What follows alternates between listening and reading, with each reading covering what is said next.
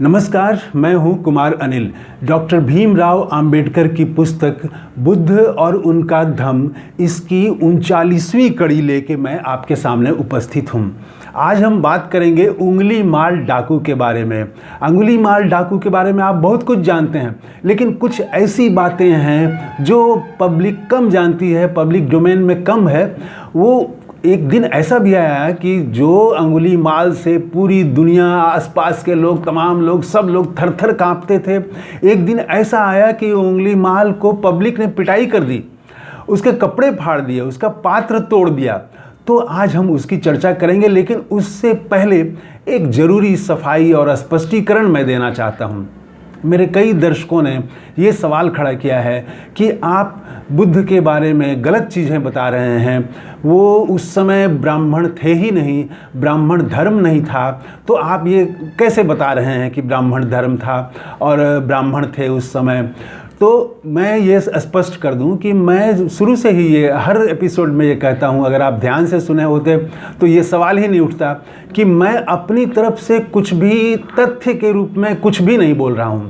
ये तथ्य ये फैक्ट जो है ये मैं ले रहा हूं डॉक्टर अंबेडकर की पुस्तक से।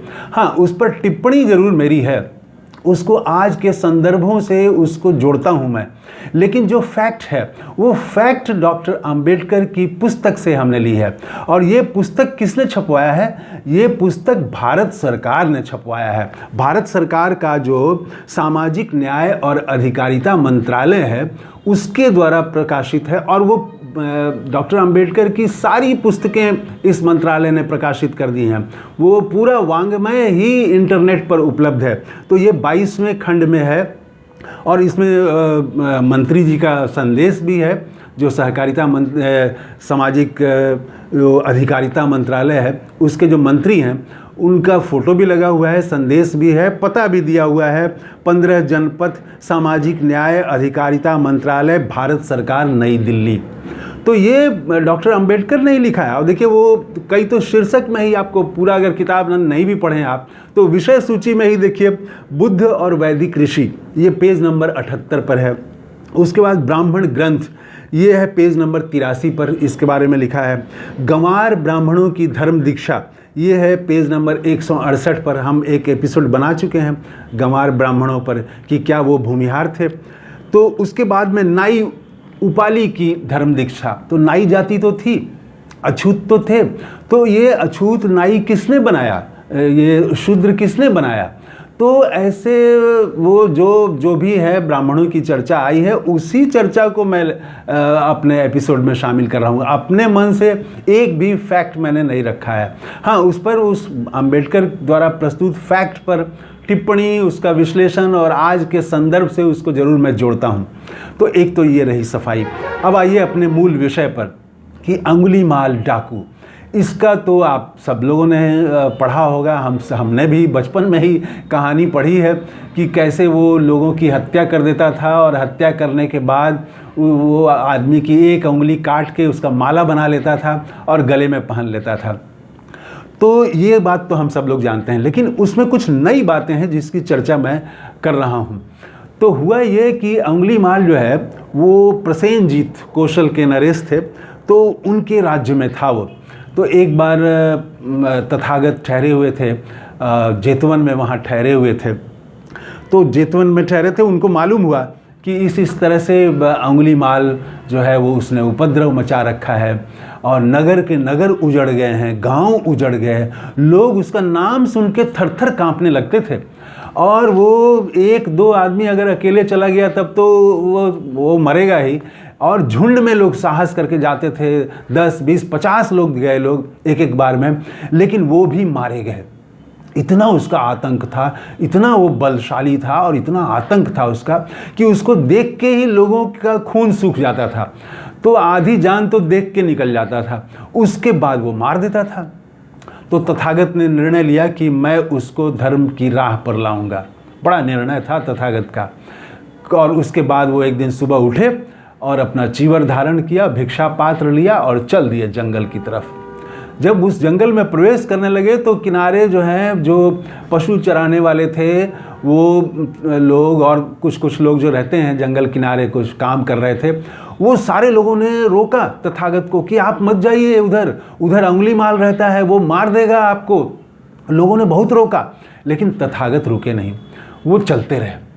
उसके बाद वो जब जंगल में पहुंच गए और तथा अंगुलीमाल ने देखा कि एक आदमी आ रहा है और बड़ा मस्त चाल से आ रहा है, एकदम उसके चेहरे से एक दिव्यता झलक रही है और वो भय नहीं है, उसके चाल में थोड़ा भी भय नहीं है, कोई लड़खड़ाहट नहीं है, अजीब उसके भीतर जो है शक्ति और ऊर्जा उससे निकल रही है।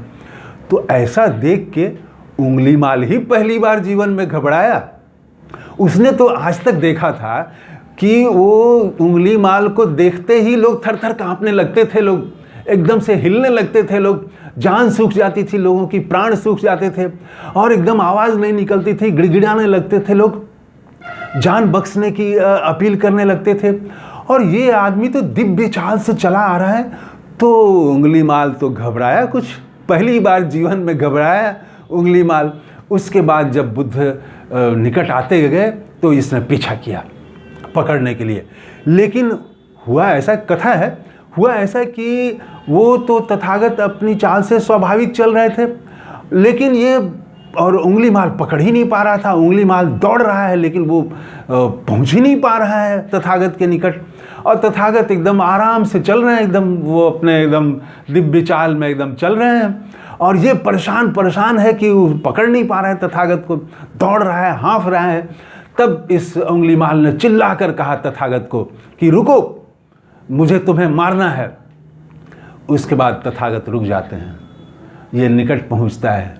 उसके बाद तथागत कहते हैं कि तुमने कहा रुकने के लिए, मैं तो रुक गया, तुम कब रुकोगे? एक लाइन। दूसरी लाइन उन्होंने कहा कि तुम्हारे भीतर कुशलता अभी मरी नहीं है। कुशलता मतलब अच्छा भाव, अच्छा करने का कुछ जो विचार होता है, जो इस साहित्य में बार बार कुशल विचार के रूप में आया है। तो अच्छे विचार, अच्छा करने का कुछ जो मन होता है, जो विचार होता है, वो थोड़ी बहुत जो कहीं से एक प्रकाश की किरण है, तो वो मरी नहीं है। ये दो बातें बुद्ध ने कही।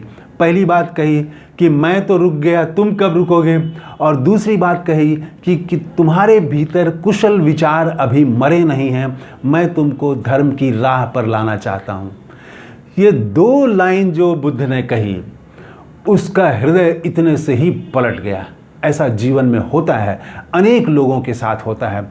आप इसमें आप देखें कि दूसरी लाइन में एक बहुत महत्वपूर्ण बात है। हम कोई बच्चा गलती करता है, हम उसकी पिटाई करते हैं, हम डांटते हैं।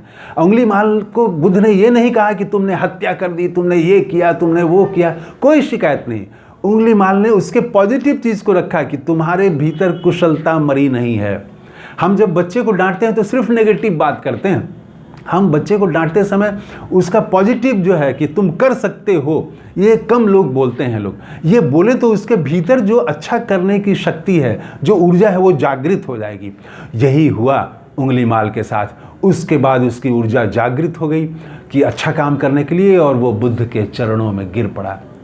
उसने सारे उंगली का जो माला पहन रखा था उसको फेंक दिया, अपना कपड़ा फेंक दिया और बुद्ध के पीछे चल पड़ा। वो बुद्ध ने कहा कि आओ भिक्षु, मेरे पीछे आओ, और वो पीछे पीछे चल पड़ा।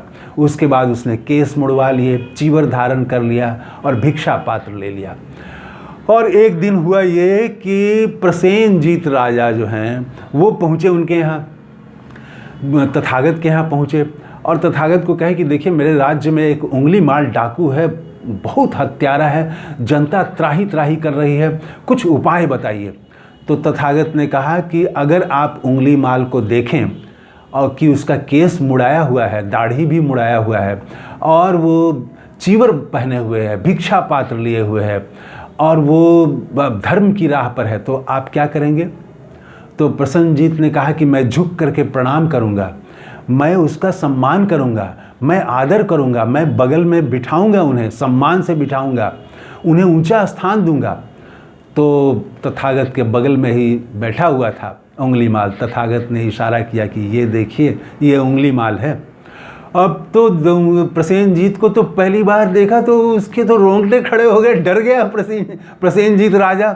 लेकिन बुद्ध ने कहा कि डरिए मत, अब ये वो अंगुलीमाल नहीं है, अब ये भिक्षु हो चुका है, ये अब मेरे धर्म में आ चुका है। उसके बाद वो प्रसेनजीत शांत होते हैं। प्रसेनजीत कहते हैं कि आप आधा राज्य हम देंगे उंगलीमाल को। तो उंगलीमाल कहता है कि मुझे कुछ नहीं चाहिए, मुझे 3 चीवर चाहिए, वो 3 चीवर मेरे पास हैं, 1 भिक्षा पात्र चाहिए, वो मेरे पास है, मैं आधा राज्य लेके क्या करूँगा। वो नहीं लेता है। तो यहाँ ये एक घटना होती है। उसके बाद वो रोज़ भिक्षा मांगने जाता है। पब्लिक धीरे धीरे जान गई कि उंगलीमाल डाकू था, यही था उंगलीमाल जिसने आतंक मचा रखा था।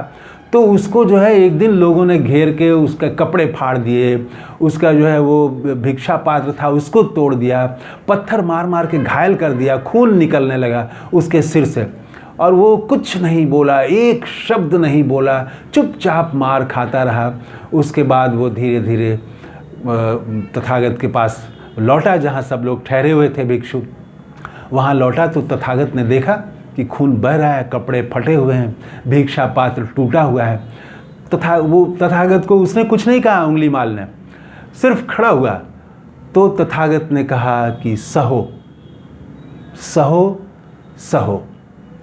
तो वो सहने के लिए कहा, सहिष्णुता। तो ये सहने के लिए कहा कि जो हो रहा है उसको सहो, यही बात कही। तो देखिए जीवन में कैसे परिवर्तन आ जाता है कि वो 2 बातें बुद्ध ने कही और उंगलीमाल का पूरा जीवन बदल गया। तो बुद्ध को नमस्कार करते हुए इस कड़ी में इतना ही। कैसा लगा ये वीडियो कमेंट करके ज़रूर बताइएगा।